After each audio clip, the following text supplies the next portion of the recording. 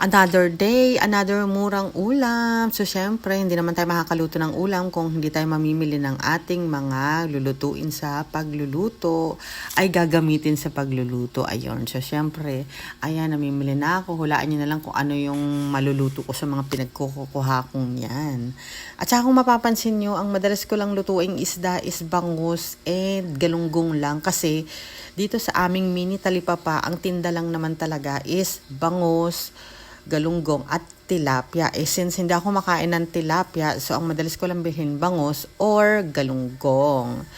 Ganun. Kasi siguro yung tatlong isda na yun lang kasi yung madalas kilala ng tao. Pero minsan naman meron silang tindang hipon, or minsan may tahong, minsan may alimasag, or pusit, or yung mga kakaibang isda. Pero bihira lang yun. Talagang yung tatlong isdang yun lang laging present. So for today's video nga pala ay magluluto tayo ng sinigang na hindi ginisa.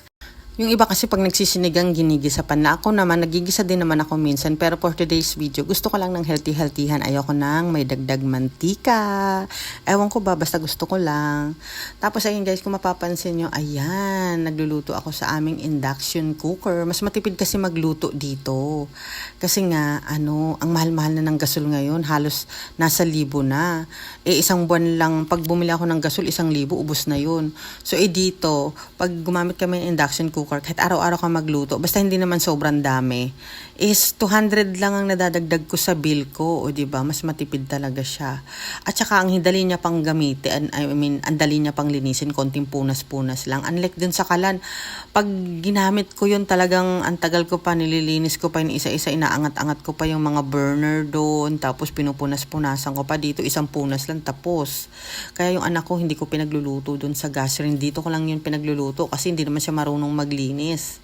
Ayun nga, speaking of anak, alam nyo bang itong mga niluluto kong ulam is para lang to sa amin magjowa. Kasi yung mga anak ko ay hindi kumakain ng mga ganitong ulam. Walang alam kainin yun kundi chicken.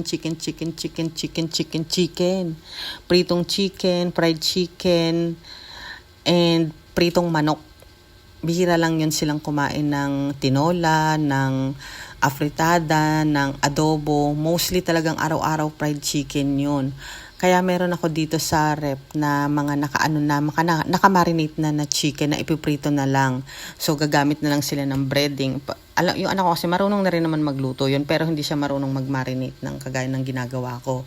Tapos kung sawa naman na sila dun sa marinate chicken, meron ding nuggets or hotdog or ham, ulam burger, mga kikiam, fishbowl, french fries. Grabe, ang gagastos.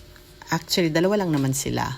Pero yun nga. Pero siyempre, dahil matatanda na, or dahil tayong mga matatanda na, hindi na tayo mahilig sa mga ganung pagkain. Gusto natin yung mga natural lang, yung mga parang ganito. Tapos magugulay, tapos walang manti-mantika. Ganun talaga yung gusto kong kainin. Kaso nga, ayan, ito naman ang weakness ko. Mahilig ako sa sausawan. Tuwing kumakain ako, 2 sausawan yung hinahanda ko. Kasi nga, yung patis or toyo or patis or may bagong, ewan ko ba, basta gusto ko lang ng maraming sausawan para may option. So yan, kagaya nga niyan, ayan, may sausawan na naman ako. Ayun. Pero guys, alam mo na, nga pala itong induction cooker nga pala, ilalagay ko yung link sa comment section kasi baka gusto nyo. Sobrang ganda nito, subok ko na, hindi ako mapapahiya sa inyo. At sobrang tipid nga sa kuryente, maniwala na kayo. Alam niyo ba sa mga apartment na mga mahigpit ngayon, hindi na sila tumatanggap ng mga lutuan na M-gas or ang mga tangal dito, mas gusto na nila yung itong ganito kasi mas safe to. Ang mga pangalan nito, nakalimutan ko na tuloy. Ay, maluluto na pala yung pagkain. Thank you for watching na lang. Bye!